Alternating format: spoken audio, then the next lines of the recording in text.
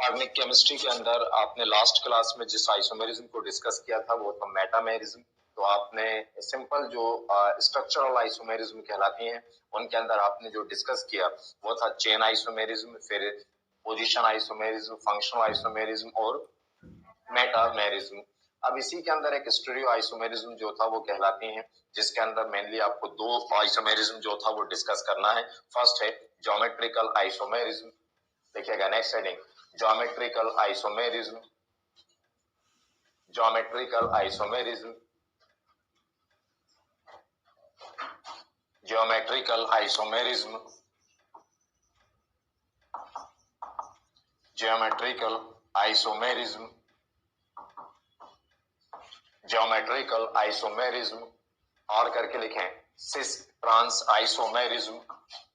हिंदी में geometrical isomerism को लिखिएगा ज्यामिति समाव्यवस्था, ज्यामिति समाव्यवस्था, ज्यामिति समाव्यवस्था, ज्यामिति समाव्यवस्था, ज्यामिति समाव्यवस्था और करके लिखें cis trans isomerism, cis trans isomerism, cis trans isomerism. Hindi में भी सिस ट्रांस समाव्यवस्था या करके cis trans isomerism, cis trans समाव्यवस्था। ज्योमेट्रिकल आइसोमेरिज्म की बात करूं, आपको पहले दिन से जब आइसोमेरिज्म पर हम बात कर रहे हैं तब से कह रहा हूं कि हमेशा आइसोमेरिज्म के अंदर फर्स्ट वर्ड आपको इंडिकेट करता है, पहला शब्द आपको बताता है कि आपको कहां पर क्या चेंजेस करना है। चेन आइसोमेरिज्म में स्केलेटन ऑफ कार्बन चेंज किया आपने, कार्बन की श्रृंखला परिवर्तित करी। पोजीशन में पोजीशन ऑफ फंक्शनल ग्रुप, क्रियात्मक समूह की स्थिति जो था वो बदली। फंक्शनल आइसोमेरिज्म में फंक्शनल ग्रुप क्रियात्मक समूह जो था वो बदला। मेटामेरिज्म में क्या चेंज किया था, एल्काइल ग्रुप जो था वो चेंज किया था। तो हमेशा पहला वर्ड उस बात को इंडिकेट करता है कि स्ट्रक्चर बदलने के लिए क्या चेंज किया जाए, यही था। यहाँ पर है आपका ज्योमेट्रिकल आइसोमेरिज्म, मतलब नाम से समझ में आ रहा है कि मॉलिक्यूलर फार्मूला जो था वो क्या रहेगा, सेम रहेगा। यहाँ पर भी मॉलिक्यूलर फार्मूला सेम रहेगा, अणु सूत्र जो था वो समान रहेगा। अब यहाँ पर क्या डिफरेंस आएगा, वो पहला वर्ड बता रहा है। पहला वर्ड क्या है, ज्योमेट्री। ज्योमेट्री समा ज्यामिति, और ज्योमेट्री को आपको पहले याद हो जब स्ट्रक्चर बता रहा था पहले भी कई बार एक्सप्लेन किया कि साइंस में ज्योमेट्री का मतलब क्या है, ज्यामिति का मतलब क्या है। एक होता है सिंपल स्ट्रक्चर, है ना, एक सिंपल स्ट्रक्चर होता है, और एक होती है ज्योमेट्री। ज्योमेट्री जहां पर आप एंगल के बेसिस पर डिसाइड करते हैं। एक्चुअल जो स्ट्रक्चर होता है, एक्चुअल वो ज्योमेट्री होती है। ज्यामिति जो था वो होती है जहां पर आप एंगल के बेसिस पर, जहां पर आप कोण के माध्यम से जो था वो चीजों को एक्सप्लेन करते हैं। तो ज्योमेट्री का मतलब है एक तरह का क्या, बॉन्ड के बेसिस पर जिस स्ट्रक्चर को एक्सप्लेन किया जाता है, बॉन्ड के एंगल के बेसिस पर जिसको एक्सप्रेस किया जाता है, कोण के आधार पर जिसको व्यक्त जो था वो किया जाता है। और हम जानते हैं कि जब एक स्टेप आगे बढ़े तो यहाँ पर ये एंगल का मतलब क्या होता है, एंगल का मतलब, कोण का मतलब होता है एक्सेस से। एक्सेस मतलब अक्षों से, यही था। इसका मतलब यहाँ पर क्या बदलेगी, ज्योमेट्री बदलेगी, ज्योमेट्री बदलेगी, ज्यामिति बदलेगी, ज्यामिति बदलेगी। इनडायरेक्टली उसका मतलब हम क्या समझ रहे हैं कि एंगल जो था वो क्या होंगे, बॉन्ड एंगल जो था वो चेंज होंगे, बंद कोण जो था वो परिवर्तित होंगे। हम और आगे आए कि इसमें और क्या समझने की कोशिश करें कि जब आपसे कोई कहता है कि बॉन्ड एंगल चेंज होंगे, बंद कोण चेंज होंगे, उसका एक मतलब आप और क्या निकालते, इसका मतलब होता है कि क्या निकलेगा, एक्सेस में जो था वो चेंज आएगा, अक्षों के अंदर जो था परिवर्तन आएगा। हमने कहा एक स्टेप और आगे जाओ उससे कि और बेहतर समझने की कोशिश करें, और डीप में जाने की कोशिश करें। तो इस एक्सेस का मतलब जो था वो क्या होता है, इस एक्सेस का मतलब होता है fixed position in space. Actual में साइंस के अंदर, मैथमेटिक्स के अंदर, है ना, क्या कहा गया है, एक्सेस का मतलब क्या है कि एक हमने ओरिजिनल पॉइंट माना, एक हमने मूल बिंदु माना, और इस स्पेस के अंदर, स्पेस समझ गया ना, ये स्पेस है, इस स्पेस के अंदर कुछ इमेजिनरी पॉइंट माने, कुछ काल्पनिक बिंदु माने, और उस ओरिजिन पॉइंट से उस इमेजिनरी पॉइंट को जब मिला दिया तो वो क्या कहलाए, एक्सेस जो था वो, अक्ष जो था वो कहलाए। इसका मतलब अब एक दूसरे से कनेक्ट करते हैं। बहुत सारे मतलब होते हैं जब साइंस में, जब ये जो बोलते हैं कि ज्योमेट्री चेंज होगी, है ना, तो इसके क्या क्या मतलब, जहां जिसको जो जरूरत होती है उसका वो मतलब निकाल लेता है। तो मैं कहता हूं चेंज इन ज्योमेट्री, है ना, ज्यामिति में परिवर्तन होता है, इसका एक मतलब होता है कि बॉन्ड एंगल, बंद कोण जो था वो बदलता है। जब जिसको जैसी जरूरत हो उसके हिसाब से वो चेंज कर लेता है। इसका दूसरा मतलब होता है चेंज इन एक्सेस, अक्षों में परिवर्तन। इसका एक मतलब होता है डिफरेंट पोजीशन इन स्पेस। इसका एक मतलब होता है अंतरिक्षीय विन्यास भिन्न भिन्न होना, स्पेस में उसकी अलग अलग पोजीशन होना। स्पेस में पोजीशन बदल जाएगी, किसी की भी पोजीशन बदली। एक पॉइंट ये था, इस जगह पॉइंट था, एक पॉइंट ये था, अब ये पॉइंट यहाँ पर बदल गया। इस पॉइंट, ये जो यहाँ पॉइंट था, अब ये पॉइंट यहाँ से हट के यहाँ आ गया। अब लाइन ये चेंज होगी, लाइन चेंज होगी तो 100% कोण जो था वो क्या हो जाएगा, बदल जाएगा। तो वही कह रहा हूं कि डिफरेंट पोजीशन इन स्पेस, अक्षों में अलग अलग स्थिति। और आगे जाए तो और मतलब होते हैं, इसका डायमेंशन भी कहते हैं, विमाई भी बोलते हैं इसको, ये भी बताया था, डिफरेंट डायमेंशन होना। तो ये सब एक ही मतलब है। इसका मतलब यहाँ पर क्या चेंज होगा, ज्योमेट्री चेंज होगी। ज्योमेट्री चेंज होने का मतलब, इतनी सारी बातें तो बोल नहीं पाऊंगा, ये तो आपको समझाने के लिए कह रहा था। इसका मतलब यहाँ पर मतलब होगा कि यहाँ पर मॉलिक्यूलर फार्मूला सेम होगा, लेकिन स्पेस में पोजीशन जो था, अंतरिक्षीय विन्यास जो था, वो सबका क्या होगा, अलग अलग जो था वो होगा। अब अंतरिक्षीय विन्यास अलग अलग होगा तो होता क्या है कि इस आइसोमेरिज्म के अंदर उस मॉलिक्यूल जो आपको दिया गया, उस मॉलिक्यूल में जो सेम ग्रुप होते हैं, समान समूह रहते हैं, वो सेम मॉलिक्यूल जब एक जैसे होते हैं, सेम साइड पर होते हैं। यहाँ सेम साइड का मतलब होता है 90 डिग्री पर होना। सेम साइड पर होते हैं तो 90 डिग्री। अगर 90 डिग्री पर होंगे तो उसको कहा जाएगा सिस आइसोमर। सिस का मतलब होता है समपक्ष हिंदी में चाहो तो समाक्ष या समपक्ष भी जो था वो बोल सकते हैं। मतलब दोनों का क्या होना, एक ही तौर होना, एक तरफ जो था होना। और दूसरा होते हैं जब दो सिमिलर ग्रुप जो था, सेम ग्रुप जो था, एक दूसरे के अपोजिट, एक दूसरे के आमने सामने, और जब एक दूसरे के आमने सामने होंगे उनके बीच का एंगल होगा 180 डिग्री, उसको कहा जाएगा ट्रांस आइसोमर। तो उसको क्या कहेंगे, तो दो तरह के आइसोमेरिज्म है, आइसोमर बनते हैं, सिस और ट्रांस आइसोमर जो था वो कहा जाता है। कैसे, वो एक आध बनाकर बताऊंगा आपको, तो वो चीजें जो था वो समझ में आएंगी। एक काम करता हूं, बनाकर ही दिखाता हूं पहले, तो लिखने में थोड़ा सा आसान होगा। तो क्या, जैसे मान लीजिए एक मॉलिक्यूल दिया 2 ब्यूटीन, क्या दिया, 2 ब्यूटीन। हमें इसके अंदर कौन सी आइसोमेरिज्म बताना है, हमें इसके अंदर बताना है सिस ट्रांस आइसोमेरिज्म, या सिस ट्रांस आइसोमेरिज्म नहीं तो क्या बोले, ज्योमेट्रिकल आइसोमेरिज्म, है ना। अब ज्योमेट्रिकल, अब इसमें क्या है, 2 ब्यूटेन। पहले एक सिंपल फार्मूला बना लो, जो कुछ दिया उसका एक सिंपल फार्मूला, कोई आइसोमर मत बनाओ। अगर उसने नाम या तो मॉलिक्यूलर आसान देगा तो वो खुद ही दे देगा फार्मूला आपको, नहीं देगा अरे तो वो नाम दे देगा। नाम दे तो पहले फार्मूला बना लो बिना किसी एफर्ट के। क्या कहा, 2 ब्यूटेन मतलब 4 कार्बन है, और डबल बॉन्ड इन मतलब डबल बॉन्ड, इसके बाद है सेकंड के बाद 1 2 3 4, क्या आ जाएगा, डबल बॉन्ड। यहाँ बोले क्या आएगा, CH3, यही आएगा CH3, फिर CH, फिर CH, फिर CH3, ये था। फिर जिसमें यहाँ पर अगर फंक्शनल ग्रुप अगर हम देखें तो यहाँ फंक्शनल ग्रुप क्या है, डबल बॉन्ड। ज्यादातर ये इन में मिलता है, आपको एल्केन में नहीं मिलेगा, है ना। तो वहां पर जिनके बीच में ये डबल बॉन्ड प्रेजेंट है, उन डबल बॉन्ड को दोनों कार्बन के बीच में जो था वो लिख दें। ये डबल कार्बन, ये था इस तरह, ये था। अब इसकी वैलेंसीज, डबल बॉन्ड तो आ चुके इसमें, डबल बॉन्ड आ चुके।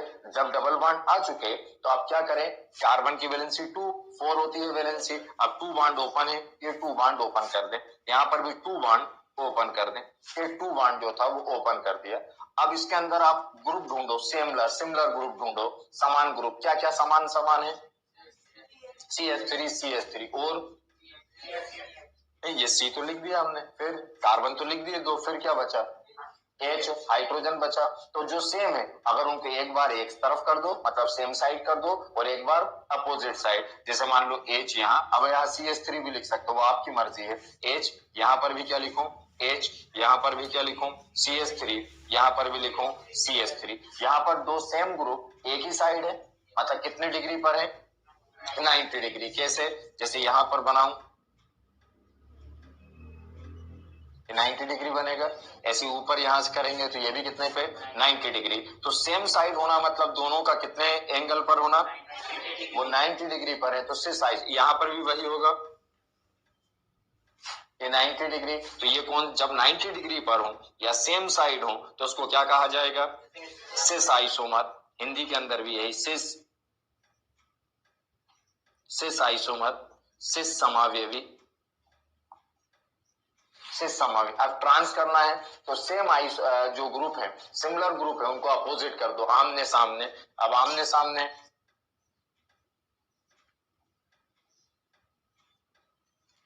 या आमने सामने, तो यहां पर क्या करूं, CH3, तो यहां पर भी, यहां पर H, तो ये H, ये आमने सामने अपोजिट हो तो कितने डिग्री पर है कि इन दोनों के बीच में एक लाइन सी कर दूंगा तो स्ट्रेट लाइन, तो स्ट्रेट लाइन मतलब 180, यहाँ पर भी 180, इसको कहा जाएगा ट्रांस आइसोमर, ट्रांस समावयवी। समझ में आया?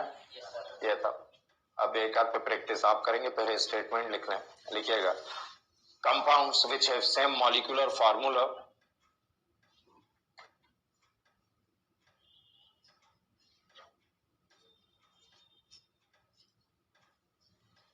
compounds which have same molecular formula, compounds which have same molecular formula, compounds which have same molecular formula, compounds which have same molecular formula, compounds which have same molecular formula but have different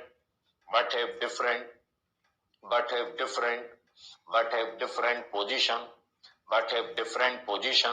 but have different position in space, but have different position in space, but have different position in space, but have different position in space are called, अगर ये space का मतलब क्यों लिखा, but have different position in space are called geometrical isomer, are called geometrical isomer, are called geometrical isomer, are called geometrical isomer, and this phenomena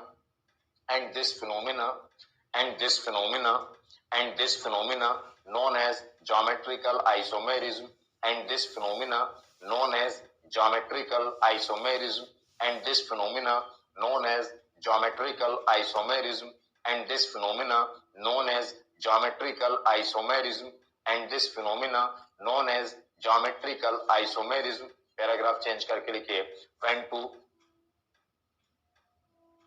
two same group, when two similar group या same group, when two same group are situated, when two same group are situated at 90 degree, when two same group are situated at 90 degree are called cis isomer, are called cis isomer,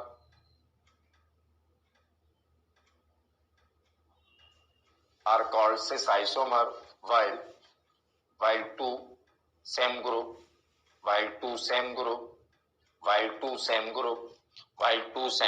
are situated, while two same group are situated at 180 degree, are situated at 180 degree, is situated at 180 degree are called trans isomer, are called trans isomer, are called trans isomer, are called trans isomer। Example लिखना है हिंदी में, वह यौगिक जिनके अणुसूत्र एक समान, वह यौगिक जिनके अणुसूत्र, वह यौगिक जिनके अणुसूत्र, वह यौगिक जिनके अणुसूत्र एक समान, वह यौगिक जिनके अणुसूत्र एक सम, वह यौगिक जिनके अणुसूत्र एक समान, वह यौगिक जिनके अणुसूत्र, वह यौगिक जिनके अणुसूत्र एक समान, जिनके अणुसूत्र एक समान, लेकिन अंतरिक्षीय विन्यास, लेकिन अंतरिक्षीय विन्यास, लेकिन अंतरिक्षीय विन्यास भिन्न भिन्न हो, लेकिन अंतरिक्षीय विन्यास भिन्न भिन्न हो, लेकिन अंतरिक्षीय विन्यास, लेकिन अंतरिक्षीय विन्यास भिन्न भिन्न हो, लेकिन अंतरिक्षीय विन्यास भिन्न भिन्न हो, लेकिन अंतरिक्षीय विन्यास भिन्न भिन्न हो, लेकिन अंतरिक्षीय विन्यास भिन्न भिन्न हो, भिन्न भिन्न हो, उन्हें ज्यामितीय समावयवी, उन्हें ज्यामितीय समावयवी, उन्हें ज्यामितीय समावयवी तथा इस गुण को ज्यामितीय समावयवता कहा जाता है, उन्हें ज्यामितीय समावयवी तथा इस गुण को ज्यामितीय समावयवता कहा जाता है, उन्हें ज्यामितीय उन्हें ज्यामितीय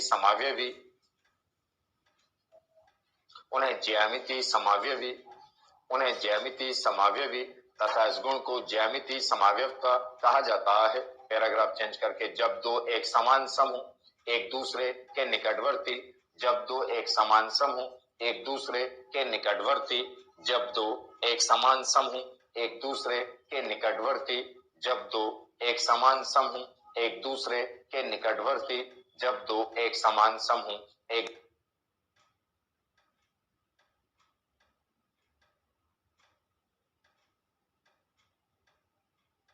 अर्थात 90 डिग्री अर्थात 90 डिग्री अर्थात 90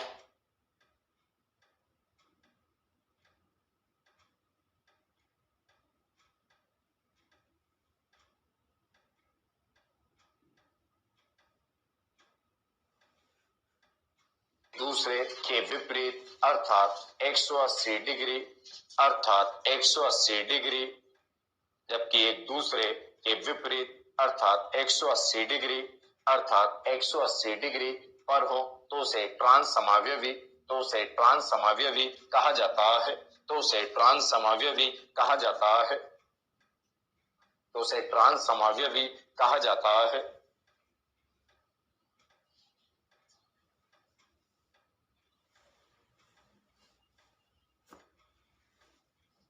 देखा, जो लोग ये बना चुके ये बनाना।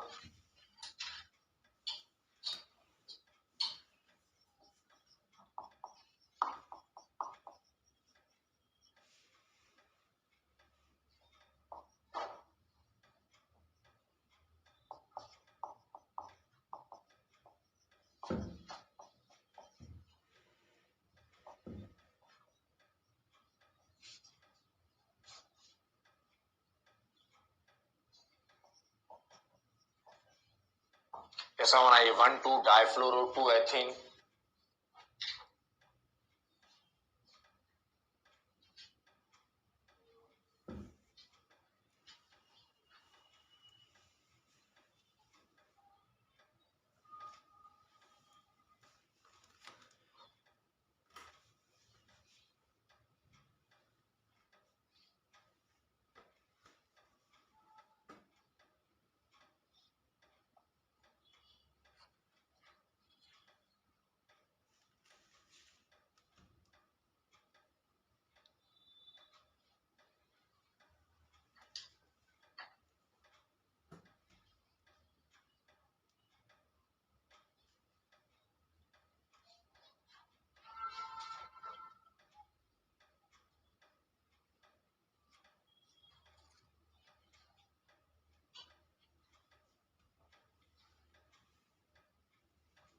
फार्मूला बन गया। पहले कितने की चेन बनाई?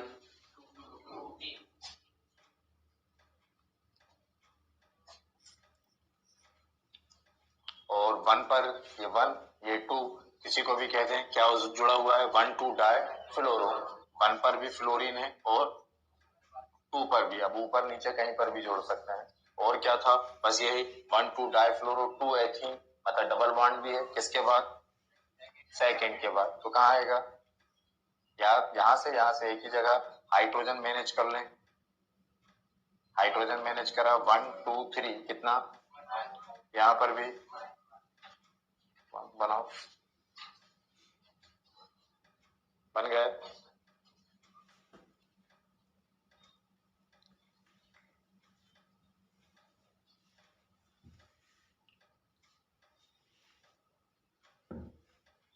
क्या करा था इसमें? क्या चेंज आया? CH3 की जगह क्या आ गया? F fluorine. यहां पर भी F, हाइड्रोजन वही था, यहां पर F, यहां पर भी F।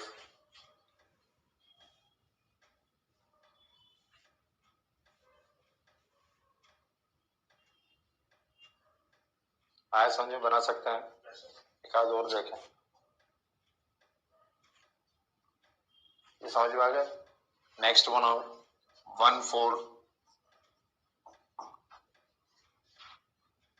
1,4 dioic 1,4 dioic 1,4 dioic 1,4 dioic 2 butene 1,4 dioic 2 butene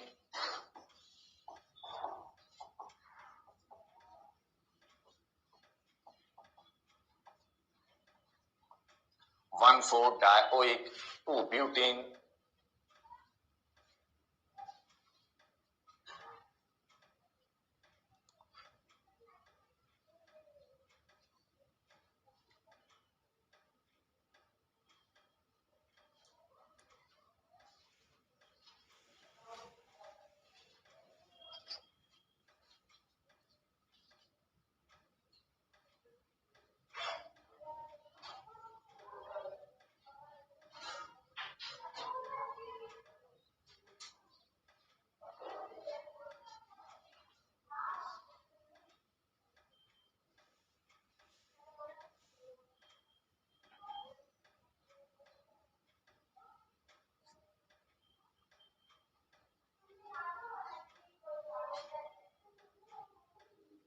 hydrogen manage करो।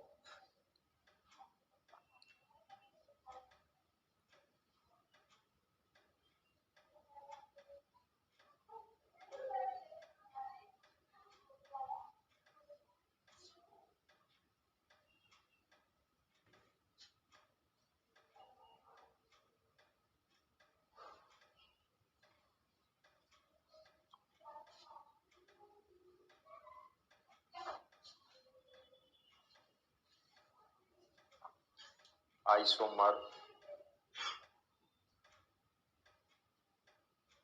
बन गया। पहले फार्मूला बनाया, कितने की चेन, 4 की। वो एक है, मतलब कार्बन को किसमें बदले, COH के अंदर OH OH ये था, और ये 1 2 2 के बाद डबल बॉन्ड और हाइड्रोजन, ये तो फंक्शनल ग्रुप है, कुछ नहीं जोड़ता। ये था H, ये H, तो H यहां पर क्या आया,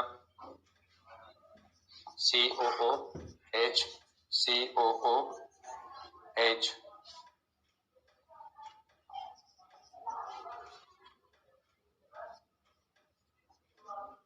COH ये था।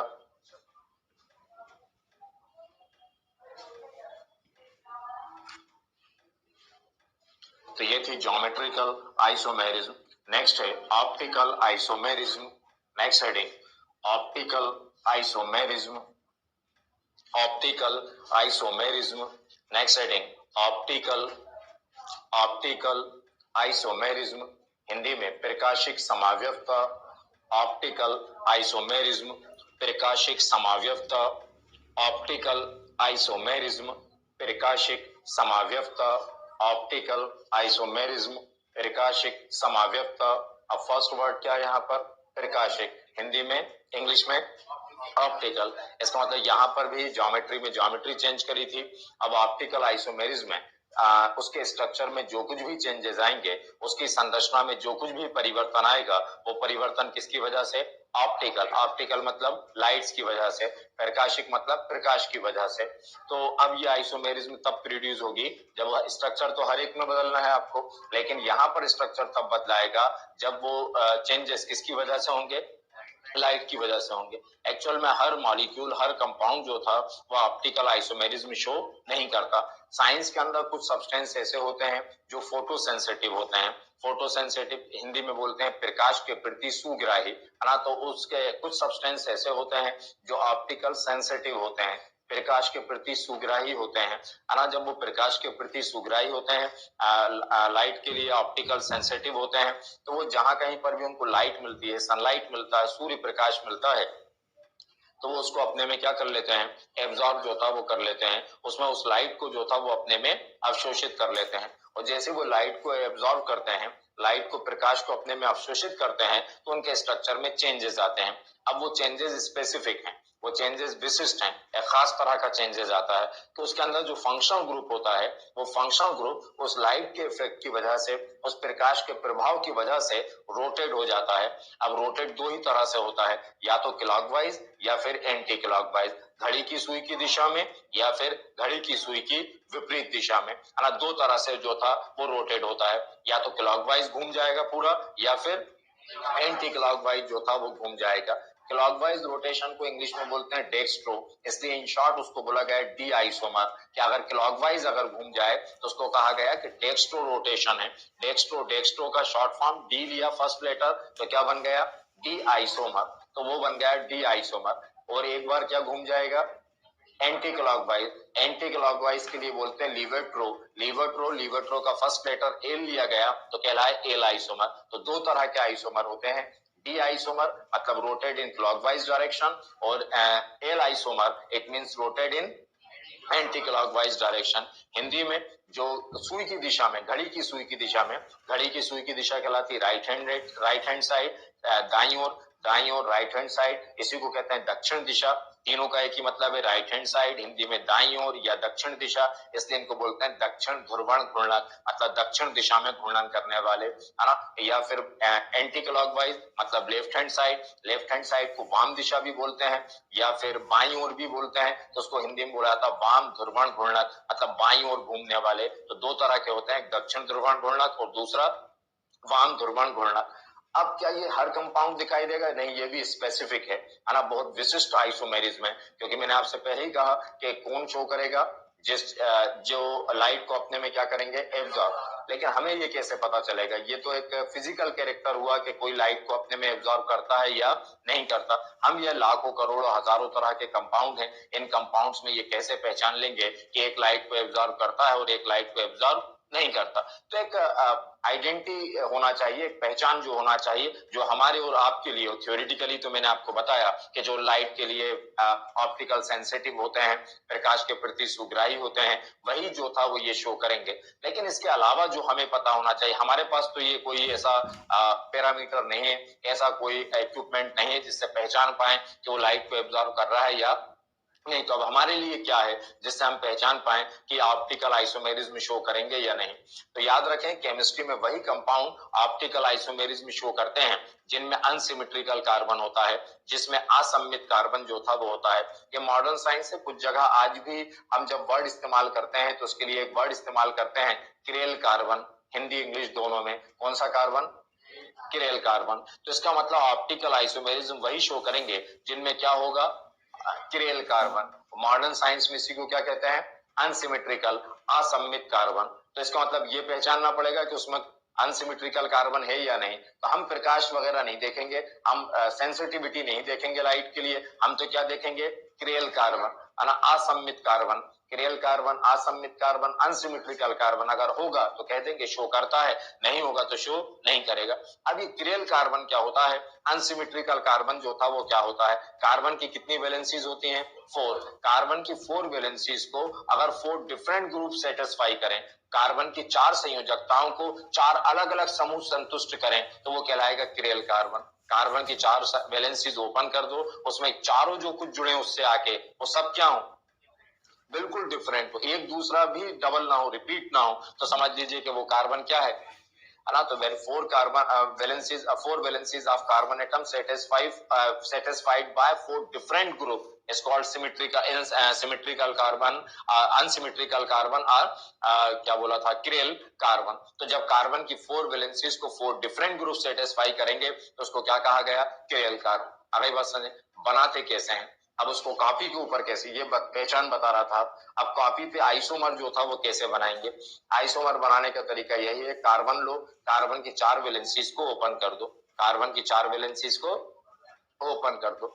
4 वैलेंसीज को ओपन करने के बाद स्ट्रक्चर ऐसे बने, एक पहला स्ट्रक्चर जो भी आप बनाओ उसका दूसरा स्ट्रक्चर जो था वो मिरर इमेज बनाओ। क्या बनाओ, मिरर इमेज, दर्पण प्रतिबिंब। दर्पण प्रतिबिंब कैसे बनते हैं, जैसे एक पहचान ये भी होती है लेकिन ये बनाने में काम आती है। जैसे ये एक कंपाउंड है ना, ये कंपाउंड है। अब मुझसे पूछा गया कि इसका हमें ऑप्टिकल आइसोमर बनाना है, अगर ये इसका मिरर इमेज, दर्पण प्रतिबिंब अगर इस तरह से दिखाई दे, ये था, ये सामने दर्पण है और इसकी मिरर इमेज ये बनी।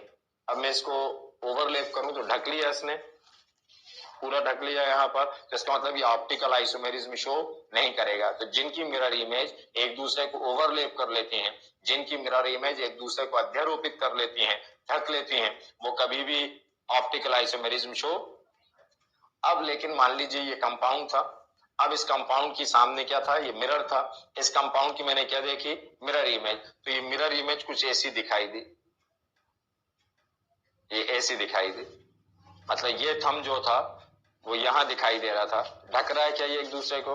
नहीं। अगर ऐसा होगा और ऐसे ही बनाना है आपको कि मिरर इमेज एक दूसरे को क्या ना करें, ओवरलैप ना करें, तो वो उसका क्या कहलाएगा, ऑप्टिकल आइसोमर। तो एग्जामिनर आपको ये देगा तो आपको क्या कर देना है, मिरर इमेज उसकी ये बना देना है, समझ गए ना, ये दिया तो ये बना देना है, तो और बीच में मिरर भी बनता है, बीच में मिरर बना देना, तो ये हो जाएगा ऑप्टिकल आइसोमर। समझ में आए? अब बनेगा ऐसा तो बहुत आसान होगा वो। आप पहले लिख लो फिर एक्सप्लेन करता हूं। Compounds which have same molecular formula, compounds which have same molecular formula, compounds which have same molecular formula but have different optical activity, compounds which have same molecular formula, compounds which have same molecular formula, compounds which have same molecular formula, compounds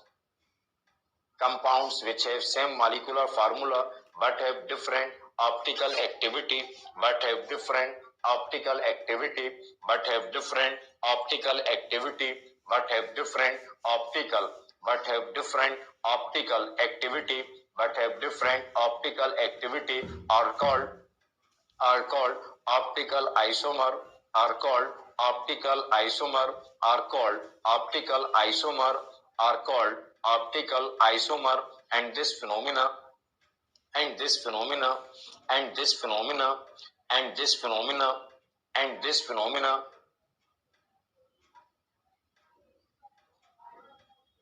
and this phenomena known as and this phenomena known as and this phenomena known as and this phenomena known as and this phenomena known as known as known as optical isomerism, known as optical isomerism, known as optical known as optical isomerism, known as optical isomerism.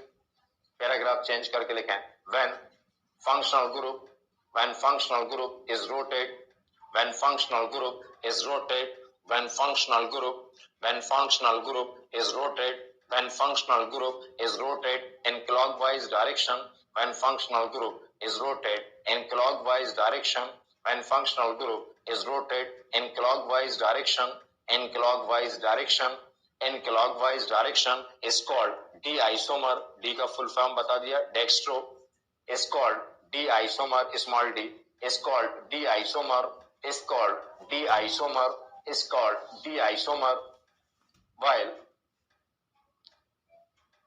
while functional group is rotate while functional group is rotate while functional group is rotate while functional group is rotate while functional group is rotate while functional group is rotate while functional group is rotate in anti-clockwise direction in anti-clockwise direction in anti-clockwise direction in anti-clockwise direction in anti-clockwise direction in anti-clockwise direction are called in anti-clockwise direction are called in anti-clockwise direction are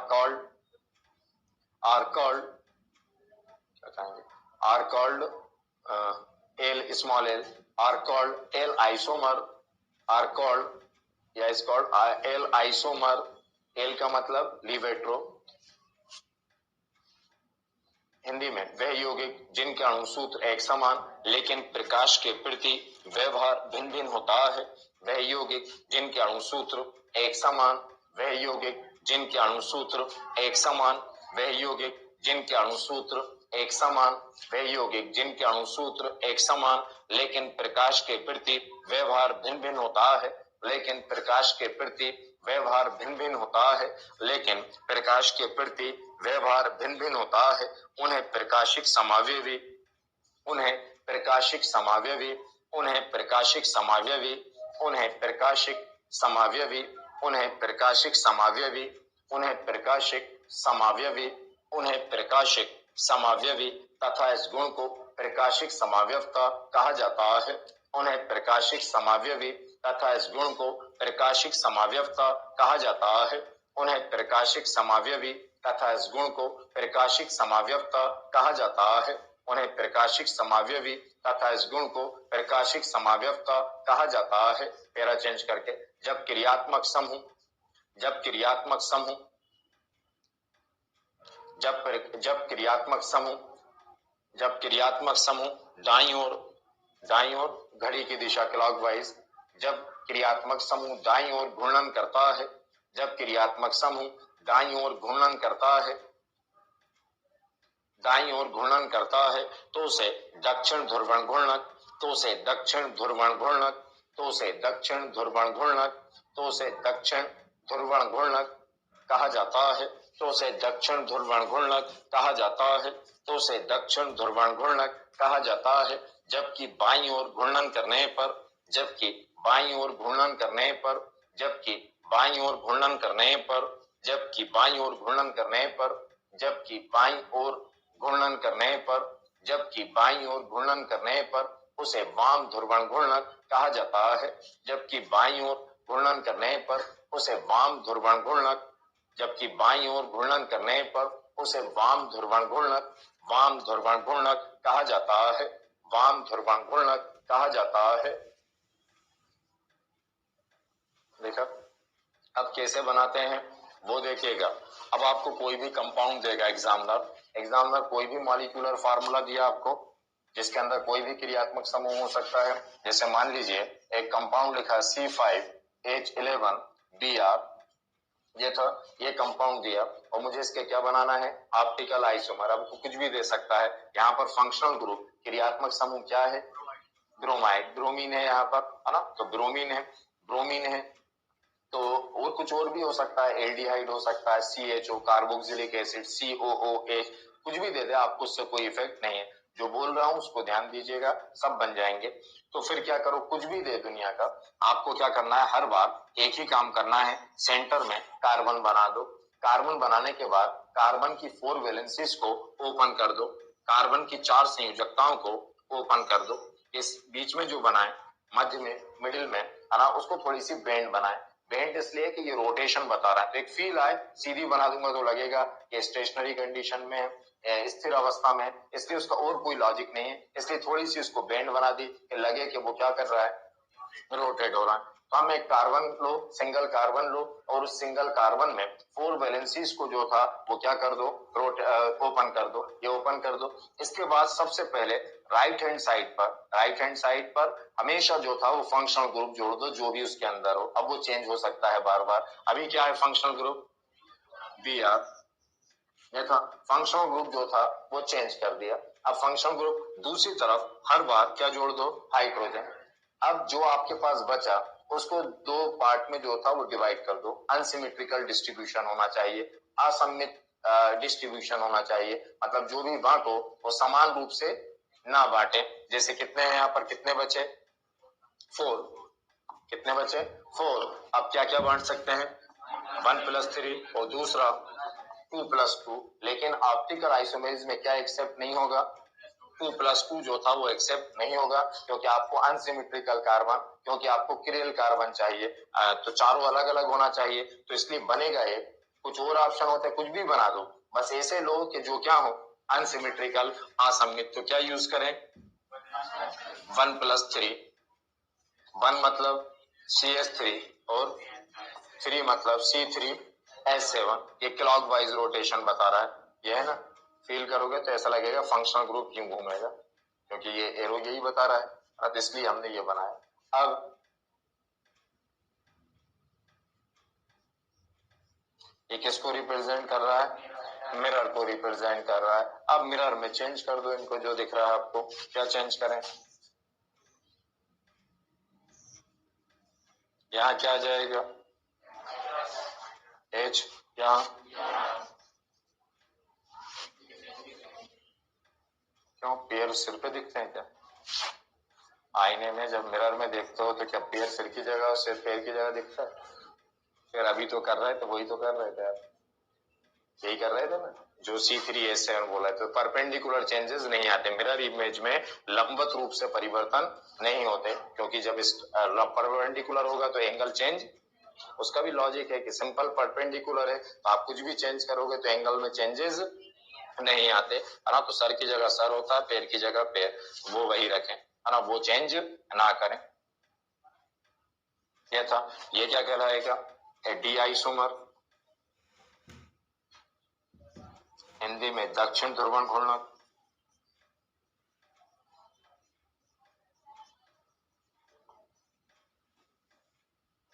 बना दे, और इसको L isomer.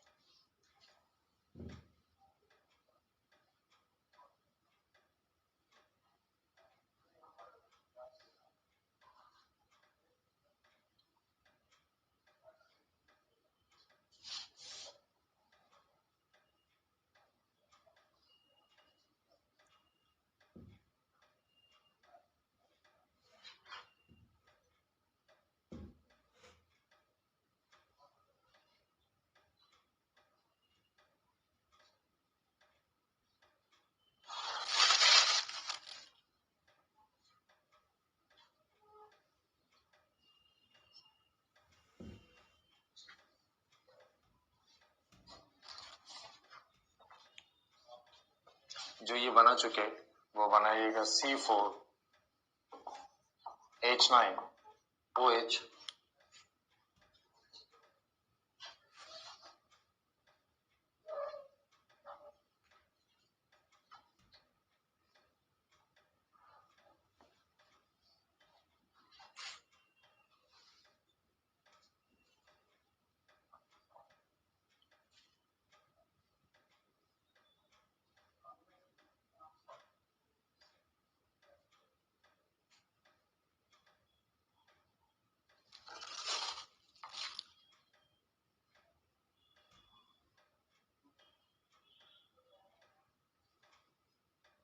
ये ध्यान नहीं रहा तो लिख लेना, चाहो तो ब्रैकेट में उसके नीचे मिरर, दर्पण, और क्यों ऐसा बनाते हैं वो ध्यान रहेगा, जो समझाया था उससे ध्यान रखना क्यों बनाते हैं मिरर।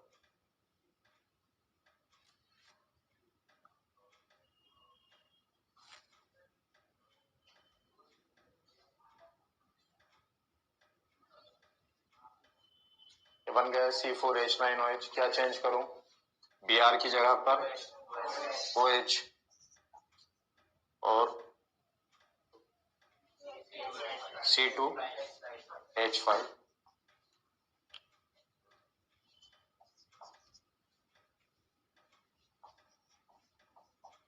एक ही बात याद रखना है कि डिफरेंट ग्रुप में डिस्ट्रीब्यूशन हो, अनसिमेट्रिकल डिस्ट्रीब्यूशन हो, कहीं पर भी अगर सिमेट्रिकल हो रहा होगा तो मतलब वो बनाते ही नहीं होगा, वो कंपाउंड गलत दे दिया किसी ने। अच्छा, उसमें सब नहीं बनाना है। जैसे मान लो अगर मैं यहाँ पर 6 कार्बन दे देता या 6 कार्बन दे देता तो कितने बचते? 5। हाँ 5 बचते। जैसे मान लो यहाँ पर क्या हो जाता? 6 कार्बन, तो कितने, और एक कार्बन में बना देता तो कितने बचते? 5। तो उसका डिस्ट्रीब्यूशन क्या क्या होता? 1 प्लस, और तो दोनों यूज कर सकते हैं, लेकिन बनाना कितना है? क्योंकि मिरर में एक बार में एक ही इमेज बनती है, इसलिए जैसे बाकी जगह होता था तो जितने डिस्ट्रीब्यूशन होते थे हम उतने मॉलिक्यूल बनाते थे, अरे लेकिन यहाँ तो मिरर में एक ही दिखेगी ना आपको, एक ही की डिफरेंट इमेज नहीं दिखेंगी। तो वो फिर आपकी मर्जी है, 1 और 3 से बना दोगे तब भी सही माना जाएगा, और 2 और 3 से। जो कह रहा हूँ समझ में आ रहा है? मतलब उसके जो आइसोमर बनेंगे वो 2 आइसोमर नहीं बनेंगे कि आपको अगर 5 दे दिया तो एक 1,4 से बना दो और दूसरा 2 और 3 से बना दो, ये गलत हो जाएगा। रीजन समझ गए? क्योंकि आप मिरर इमेज बनाते हैं और किसी भी उसकी मिरर इमेज एक बार में एक ही जो था वो बन सकती है, जो भी बने उसकी, इसलिए जो था ये नहीं बनाएंगे, कोई एक बनाएंगे, मतलब जितने भी। ये था आइसोमेरिज्म जो था वो बता रहा था, समाव्यवस्था जो था वो बता रहा था।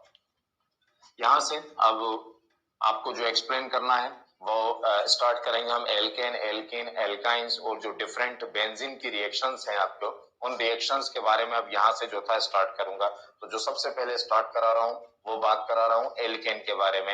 एल्केन, जब किसी कंपाउंड को हम कंप्लीटली जब उसको पढ़ते हैं तो इसका मतलब होता है आप उसके मेथड ऑफ प्रिपरेशन को पढ़ते हैं, उसकी केमिकल प्रॉपर्टीज को पढ़ते हैं, है ना। तो सबसे पहले जो था हम किसके बारे में बात कर रहे हैं, एल्केन, है ना। लिखिएगा सेंटर में एल्केन, एल्केन, एल्केन, एल्केन, उसके नीचे जर्नल फार्मूला, सामान्य सूत्र, सामान्य सूत्र या तो ये होता है CnH2n प्लस 1, CnH2n प्लस 2, या तो ऐसा जब उसको रिएक्शन के रूप में बनाएंगे तो हम इसको बना सकते हैं RH लिखा मिल सकता है आपको, या फिर कहीं पर RR लिखा होता सकता है। ये सब जो था वो किसको रिप्रेजेंट करते हैं, एल्केन को। आप उसको चेक करोगे R की वैल्यू रखकर तो वही बात निकलेगी जो उसके फार्मूले में निकली। तो हम अब सबसे पहले क्या बनाएंगे, एल्केन। कोशिश करूंगा कि कोई भी रिएक्शन R से बताऊं, ऐसे जैसे आपको बुक्स में या टीचर्स बताते हैं कि आपको उन्होंने मेथेन की प्रिपरेशन बता दी, तो जब आपको जैसे पढ़ा होगा आपने अगर बताया हो तो मेथेन की प्रिपरेशन बता दी, एथेन की प्रिपरेशन बता दी, इससे आप एक सिंगल रिएक्शन सीखते हैं। जब आप मेथेन की रिएक्शन सीखते हैं तो मेथेन बनाना ही सीखते हैं। मैं कोशिश करूंगा कि आपको एल्केन बनाना बताऊं। एल्केन से जब एल्केन बनाना आ जाएगा और उसमें यह आए कि वैल्यू पुट करना आपको आती होगी तो आप दुनिया के सारे एल्केन सीख जाएंगे। तो कहने का मतलब है थोड़ा सा ब्रॉड स्टडी करें, मतलब आप स्पेसिफिक एल्केन बनाना ना सीखें, आप मेथेन बनाना ना सीखें, एथेन बनाना ना सीखें, बल्कि एल्केन बनाना सीखें और फिर अपने आप को मॉडिफाइड करना आपको आना चाहिए। कि अगर एग्जामिनर मेथेन कह दे तो आपको पता हो कि मुझे एल्केन आता है, अब मेथेन के लिए क्या चेंज करना पड़ेगा उसमें वो चेंज कर दो। हम तो मैं कोशिश करूंगा कि आपको क्या बनाना सिखाऊं, एल्केन बनाना सिखाऊं। अब एल्केन, अब आप इसको मॉडिफाइड, तो जो मैं सिखा रहा हूं क्या वो एग्जाम के अंदर आएगा स्पेसिफिक, वो कुछ भी दे सकता है, इसलिए मैं भी इसी फॉर्म में जा रहा हूं, हालांकि वो कुछ भी दे सकता है क्योंकि आपके सिलेबस में एल्केन, मेथेन नहीं है, एथेन नहीं है, प्रोपेन नहीं है, वो एग्जामिनर का चॉइस है कि वो आपसे क्या बनवाता है। तो आपके सिलेबस में एल्केन है, एल्केन सब है, मेथेन, एथेन, प्रोपेन। अब आपको मैं किससे बता रहा हूं, मैं क्या सिखाऊंगा, कोशिश करूंगा जहां पर आ सकता है एल्केन। अब लेकिन एग्जामिनर ने उसने एल्केन नहीं दिया, एग्जामिनर ने मेथेन दिया, तो इमीडिएटली आपके सामने मेथेन का फार्मूला आना चाहिए। आपको ये पता होना चाहिए कि मेथेन मतलब 1 कार्बन को रिलेट करता है। उसने कह दिया ब्यूटेन, तो इमीडिएटली आपके सामने आना चाहिए कि ये 4 कार्बन को रिलेट करता है। अब आपने वो जो एक रिएक्शन जो एल्केन के लिए सीखी थी, एग्जामिनर मेथेन का है तो उस रिएक्शन में 1 कार्बन पुट कर देना, और अगर एथेन का है तो 2 कार्बन पुट कर देना, प्रोपेन का है तो 3 कार्बन उसमें वैल्यू पुट कर देना, तो दुनिया के सारे एल्केन जो था वो आपको बनाना आ जाएंगे। इससे एक ये फायदा जो था वो होगा। आई बात समझ में।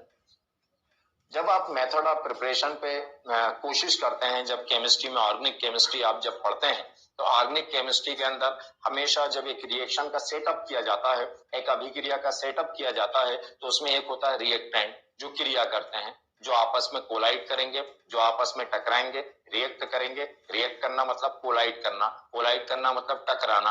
रिएक्टेंट मॉलिक्यूल्स आपस में रिएक्ट करते हैं, रिएक्टेंट मॉलिक्यूल्स आपस में रिएक्ट करते हैं, इसका मतलब है कि वो आपस में कोलाइड करते हैं, वो आपस में टकराते हैं।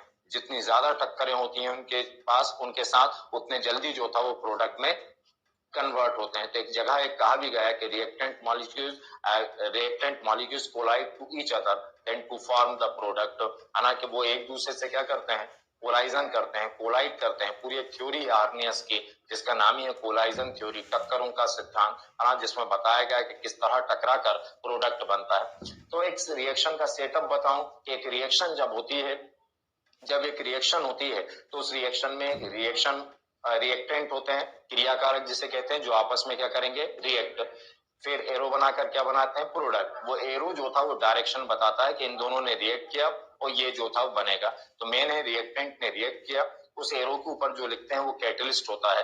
कई बार रेट ऑफ रिएक्शन बहुत स्लो होती है ना, उन रेट ऑफ रिएक्शन को इंक्रीज करने के लिए कई बार, या कभी कभी बहुत तेज होती हैं, स्पीड से होती हैं, उनको स्लो करने के लिए हम जिनका यूज करते हैं वो क्या कहलाते हैं, कैटलिस्ट जो था वो कहलाते हैं। इसके बारे में हमको सबसे पहले जिस साइंटिस्ट ने बताया उनका नाम था बर्जीलियस। तो बर्जीलियस ने हमें कैटलिस्ट के बारे में जो था बताया। लेकिन आज हम साइंस में जो कुछ पढ़ते हैं कैटलिस्ट के बारे में वो ओस्टवाल्ड ने जो था वो बताया, है ना। तो ये होते हैं कैटलिस्ट। फिर जो बनता है वो क्या है, प्रोडक्ट, उत्पाद। और उत्पाद के साथ में जो बनता है जो हमारे काम का नहीं है वो क्या कहलाता है, बाई प्रोडक्ट, वो कहलाता है सह उत्पाद। आई वसन में, तो वो क्या कहलाता है, सह उत्पाद। तो आप क्या करते हैं, जब भी कोई रिएक्शन की बात की जाए, जब भी कोई अभिक्रिया की बात की जाए, तो अभिक्रिया पे जो अप्रोच होती है टीचर से लेकर स्टूडेंट्स की, मुझे उस अप्रोच से हमेशा जो था वो प्रॉब्लम होती है कि आप हमेशा क्या करते हैं, A react with B and compound form A B. अब आपसे कहा जाओ इसको प्रैक्टिस कर कर लेकर आओ, इस पर कमांड कर कर लेकर आओ कि ए ने क्रिया करी बी के साथ और क्या बनता है, ए बी। ए ने रिएक्ट करा बी के साथ। अब आप याद करते हो, आप उस पर जो कमांड करने की कोशिश करते हो, A react with B and compound form A B, A क्रिया करता है बी के साथ और क्या बनता है, ए बी। तो कितना बड़ा नॉनसेंस करते हो, टीचर से लेके स्टूडेंट कह रहे नालायक ए और बी क्रिया करेंगे तो ए बी तो बनेगा, जेड कौन बनेगा, है ना, कि ए और बी ये तो होगा।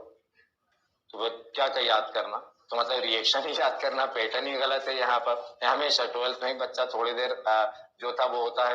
मैं कहता हूँ जिसको कोई इग्नोर करता है, सारे इग्नोर करते हैं। मैं कहता हूँ केमिस्ट्री का सबसे इंपॉर्टेंट पार्ट वही है।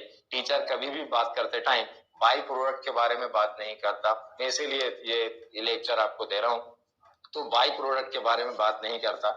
मेरे जितने लेक्चर देखोगे मैं केवल बाई प्रोडक्ट के बारे में ही बात करता हूँ। मैं कहता हूँ हमेशा कि बनना फिक्स नहीं है, क्या बनेगा, मैं एक ही चीज को 1000 तरीके हैं मैं उससे बना सकता हूँ। कोई एक प्रोडक्ट एल्केन बनाने का कहो, मैं 1000 तरीके से एक ही रिएक्शन से कई अलग अलग तरह के प्रोडक्ट बना सकता हूं। लेकिन अगर किसी रिएक्शन में जो कभी चेंज नहीं हो सकता वो है बाई प्रोडक्ट, कि मैंने कहा डिहाइड्रेशन, निर्जलीकरण, मतलब एलिमिनेशन ऑफ वाटर। अब दुनिया की कोई ताकत अगर आपसे डिहाइड्रेशन करने कहती है तो बनेगा क्या, मैं ये श्योर होकर नहीं कह सकता, कॉन्फिडेंट होकर नहीं कह सकता। लेकिन दुनिया की अब ये कोई ताकत इसमें चेंज नहीं कर सकती कि वाटर मॉलिक्यूल एलिमिनेट नहीं होगा। तो डिहाइड्रेशन में ये याद रखना कि ये बनता है, ये तो मुझे नॉनसेंस लगता है। मुझे लगता है कि वो याद रखो जो कभी चेंज, मतलब वाटर एलिमिनेट होता है। तो लोग कहते हैं कि इन दोनों ने ये रिएक्ट किया और ये बनता है। मैं हमेशा ही कहता हूं और आप भी उसी अप्रोच के साथ, और जो ऐसा करता है मतलब उसको रटा हुआ है कि इन दोनों ने क्रिया करी थी ये बना दिया। उन्हें पहले से पता है, या तो उन्होंने बैठकर रटा हुआ है, नहीं तो करते करते आदत हो गई। आपको रिएक्शन पे कमांड है या नहीं, इसका मतलब आपको ये पता होगा रिएक्शन में कि क्या बाहर निकलता है, क्या बाहर एलिमिनेट होता है, वो है। तो कोशिश करो रिएक्शन के अंदर के क्या याद रखें कि क्या एलिमिनेट होता है, क्या बाई प्रोडक्ट है, वो जो था वो होता है। आई वर्सन में दूसरी सबसे बड़ी प्रॉब्लम होती है रिएक्शंस करते टाइम कि वो कहते हो सर सब कुछ ठीक है लेकिन एक रिएक्शन में कभी कभी 2 मॉलिक्यूल लग जाते हैं, तो हम कर लेते हैं, चलिए मैनेज कर लिया कैसे करके कि इसमें 2 थे 2 याद कर लिया, 3 थे 3 याद कर लिया, 4 थे। आप अगली रिएक्शन करते हो फिर बदल देते हो, 4 की जगह 5 आ गए। तो हम इसी बात में परेशान है कि कभी 2 लेते हो, कभी 3 लेते हो, कभी 4 लेते हो, कभी 5 लेते हो। तो इसमें परेशानी होती है बच्चे को। तो इसमें परेशान होने की क्या बात है, मीठा ज्यादा पसंद हो तो शुगर ज्यादा मिला दो, कम पसंद है तो कम मिला दो, इसमें कोई दिक्कत ही बात नहीं है ना। कि मैंने कहा कि घर में चाय बनाना है, किचन के अंदर क्या बनाना है, चाय बनाना है। तो अब क्या क्या चाहिए, ये चाहिए, यही चाहिए, पानी चाहिए, वाटर चाहिए आपको, टी लीफ चाय की पत्ती जो था वो चाहिए, मिल्क चाहिए आपको, और जो जो आप जो मिलाते हो उसके अंदर, है ना। आजकल तरीके बदल गए ना चाय बनाने कोविड ने, तो इसलिए कह रहा हूँ कि आप जो जो मिलाते हो उससे जो मिलाते हो आप जो भी, तो उसमें जो रिक्वायरमेंट है वो। मेरा कहने का मतलब कि आपको क्या ऐसा पता था, मतलब आप सोचते हो जाकर यार इन दोनों को क्रिया कराई तो क्या बनेगा, है ना। तो टीचर जो था वो इंटेलिजेंस दिखाता, आप भी सोचकर दिखाते हो कि इन दोनों को मिलाया तो क्या बनाया। तो क्या किचन में जाने से पहले ये मम्मी को ये नहीं पता था या आपको ये नहीं पता था कि इन सबको मिलाएंगे तो ये बनेगा, या एक्सपेरिमेंट किया था उधर, एक काम करो कि आज ये सब मिलाकर देखते हैं, आज कुछ नया जो था वो बनेगा, ऐसा होता है क्या। तो फिर नॉनसेंस है कि ये सोचना कि 2 को मिलाया तो क्या बनेगा। अरे आपको ये लैब में जाने से पहले पता है कि आज मुझे लैब के अंदर जाकर क्या बनाना है, नहीं पता। जब तक ये नहीं पता होगा, जब तक मुझे ये नहीं पता कि चाय बनाना है, तो मैं क्या करूं जाकर, क्या मिलाऊं, कि कुछ ऊपर से आकाशवाणी कौन होने वाली है कि अब इनको मिला दो तो ये बन जाएगा। अरे ऐसा होने वाला है क्या, नहीं। तो इसका मतलब जरूरी क्या था, मुझे पता होना कि क्या बनाना है। और जब क्या बनाना है मतलब टारगेट टोटल टाइम पता हो, प्रोडक्ट टोटल टाइम पता हो। मैंने कहा मेथड्स ऑफ प्रिपरेशन, तो अब मैं नाटक करूं वहां पर कि क्या बनेगा हर रिएक्शन में। तुम्हें तो एल्केन पढ़ा रहा हूं, तो मैं समझाऊं तो भी बना दो एल्केन, और नहीं समझाऊं तो भी बना दो क्या, एल्केन। इसका मतलब उस पर काम ही नहीं करना। एल्केन बनाने की प्रिपरेशन है तो हर बार क्या बनना है, एल्केन ही बनना है। तो हमें टोटल टाइम रिएक्शन पढ़ते टाइम आपको जिस पर कमांड होना चाहिए वो क्या है, एल्केन। तो वो टोटल टाइम एल्केन है। एल्केन मतलब आपको आपकी रिक्वायरमेंट, आपको आपकी जरूरत जो था पता होना चाहिए। आप अपनी जरूरत का सामान इकट्ठा कर लो, जो बेकार का उसको निकाल कर बाहर फेंक दो, यही आपकी क्या है, रिएक्शन है ना। तो सबसे पहले लिखें कॉर्नर पे मेथड्स ऑफ प्रिपरेशन, बनाने की विधियां, मेथड्स ऑफ प्रिपरेशन, बनाने की विधियां, मेथड्स ऑफ प्रिपरेशन, बनाने की विधियां, मेथड्स ऑफ प्रिपरेशन, बनाने की विधियां। जो बोला समझ में आया है ना, उस पे उसी मतलब अप्रोच के साथ में रिएक्शन करूंगा। मेथड्स ऑफ प्रिपरेशन क्या बना रहा है, एल्केन। पहली रिएक्शन है ना, Wurtz reaction, Wurtz reaction, Wurtz अभिक्रिया, नेम रिएक्शन है। सब वुड्स जो था वो किसका नाम है, साइंटिस्ट का नाम है। क्या बनाना है, एल्केन। सबको दिखाई दे रहा है अलग अलग एल्केन। जैसे मैंने बोला एल्केन, क्या दिखाई दिया, कार्बन और हाइड्रोजन, या दिखाई दिया RH, या दिखाई दिया ROR। ये नहीं दिखाई दिया तो रिएक्शन नहीं आएगी, और अगर ये दिखाई दिया तो आप देखेंगे कि रिएक्शन में कुछ करना ही नहीं पड़ता। जिस रिएक्शन को पहले आपको याद करना पड़ता था, आप अपनी अप्रोच बदल दो, आपकी सारी चीजें जो था वो बिगड़ जाएंगी। और मैं सिंपल कि क्या करना है आपको, जो आपके काम का उसको आपको अपने पास रखना है, जो आपके लिए बेकार उसको निकाल कर बाहर फेंकना है। वुड्स करके साइंटिस्ट जो थे उन्होंने क्या करा, RX लिया, एल्काइल हैलाइड। अब ये सब जानते हैं, बता चुका, RX एल्काइल हैलाइड। इस एल्काइल हैलाइड के ट्वाइस मॉलिक्यूल लिए, दो अणु लिए, और दो अणु लिए और इसकी रिएक्शन सोडियम मेटल के साथ कराई। किसके साथ, सोडियम मेटल। प्रेजेंस ली, ईथर, उपस्थिति ली, ईथर। अब देखें दो तरह से, एक मैकेनिज्म होती है, एक रिएक्शन होती है। पहले एक सिंपल रिएक्शन, कि हमें पता है कि हम क्या बनाने की मेथड पढ़ना है, एल्केन। तो आपको आपकी जरूरत पता है, जैसे चाय बनाने में पता था, पानी चाहिए आपको, मिल्क चाहिए, टी लीफ चाहिए, शुगर चाहिए, ये आपकी जरूरत का सामान था। तो यहाँ क्या चाहिए, एल्केन। ध्यान आया, एल्केन आया, क्या क्या फार्मूला क्या है, RH या RR है ना। तो आपके काम का क्या है, R मतलब एल्काइल ग्रुप या फिर हाइड्रोजन, ये सब आपके काम का है। जो आपके काम का, ये अभी सिंपल रिएक्शन अटेम्प्ट करना बता रहा हूं। एक होता है मैकेनिज्म, एक्चुअल में उसमें क्या हुआ उसको समझाना, उसको बाद में समझाता हूं, है ना। तो एल्केन बनाना है, तो जो आपके काम का है वो आप बस ध्यान रखना, है ना। तो ये काम करते हैं, जो अपने काम का हो वो अपने पास रख लेना, जो बेकार का हो निकाल कर बाहर फेंकना, है ना। बताना मुझे कि क्या काम का और क्या बेकार। तो R आपके काम का या बेकार, काम का। X आपके काम का या बेकार, बेकार, फेंक दो इसको निकाल कर बाहर, है ना, होगी रिएक्शन। सोडियम आपके काम का या बेकार, बेकार, निकाल कर इसको भी क्या करो, फेंको। R आपके काम का या बेकार, काम का, इसको भी समेट कर अपने पास रखो। X आपके काम का या बेकार, बेकार, इसको भी निकाल कर, हो गई रिएक्शन। इतनी थी, ये सिंपल रिएक्शन है ना। ये आपके मेरे काम का नहीं था, इसको क्या करूं, फेंक दूं। ये भी काम का नहीं था, इसको क्या करूं, फेंक दूं, है ना। ये भी जो था मेरे काम का नहीं था, इसको क्या करूं, फेंक दूं, है ना। ये बेवकूफ लोग करेंगे ऐसा काम, है ना, कि जब मुझे मालूम है कि ये भी फेंकना है, ये भी फेंकना है, ये भी फेंकना, तो ऐसे फेंकूं, फिर ये करके, फिर ये समझदार होगा तो क्या करेगा, ये लेगा उसको बाइंड करेगा, है ना। तो यहाँ पर क्या था, नॉनसेंस वर्क नहीं करना, नॉनसेंस वर्क मत करना, हार्ड वर्क नहीं करना। तो केमिस्ट्री हार्ड वर्क को अलाउड नहीं करती, गधे करते हैं सारे, है ना। और केमिस्ट्री लोग, गधे जो था वो केमिस्ट्री नहीं पढ़ते। पढ़ाने वाला भी समझदार होना चाहिए और पढ़ने वाला, मुझ में मेरे लिए कोई शक नहीं है ना। आपको अपना अपना सोचना है ना। तो पढ़ने वाला भी समझदार और पढ़ाने वाला भी समझदार, ये रिक्वायरमेंट है इस सब्जेक्ट की, है ना। तो समझदार मतलब क्या अलाउड नहीं है, हार्ड वर्क। हार्ड वर्क गधे करते हैं, है ना। तो क्या करो, स्मार्ट वर्क। स्मार्ट वर्क क्या कह रहा था, अच्छा ये फेंकना, ये फेंकना, ये फेंकना, तो हमने इकट्ठा किया। याद रखना पूरी, जब तक साइंस पढ़ते रहो आपके काम बहुत आसान हो जाएंगे। तो केमिस्ट्री कहती है कि हार्ड वर्क मत करो, स्मार्ट वर्क करो। तो इसको मैंने इकट्ठा किया, बाइंड किया, और फिर जो था वो फेंक दिया। हाँ, तो अब यही दिखाना है यहाँ पर, इस एक्स को फेंक दूं, फेंक दूं? इसको फेंकूं क्या? इसको फेंकूं क्या? नहीं तो क्या करूं? कर दो बाइंड, क्या बना? 2NaX, 2NaX, ये बाइंड करा, आ गया समझ में? अब क्या बच गया? जो बच गया, मैंने वही कहा था, जो बन गया वो प्रोडक्ट नहीं है ना, मैं उल्टे ही पढ़ाऊंगा बिल्कुल, है ना। इसका मतलब इस रिएक्शन में ये सीखना कि क्या बनता होगा वो नॉनसेंस, वो तो पता था कि एल्केन बना होगा, टीचर टोटल टाइम यही कोशिश करता रहता कि बेटा ये बनता है, बेटा ये बनता है, जबकि वो तो करना ही नहीं है ना। मेन काम था ये निकालना सीखना, है ना। अब क्या बच गया? मैं फिर वही कह रहा हूं, जो बन गया वो प्रोडक्ट था, लेकिन मेरे लिए जो बच गया वो प्रोडक्ट था। ये था। नेक्स्ट क्लास जो था सुबह ऑनलाइन रहेगी, इस रिएक्शन को फिर रिपीट करा दूंगा, सेशन एंड हो रहा है इसलिए। तो नेक्स्ट रहेगी सुबह मॉर्निंग में, कल 8 बजे, सैटरडे नहीं रहेगी। Thank you.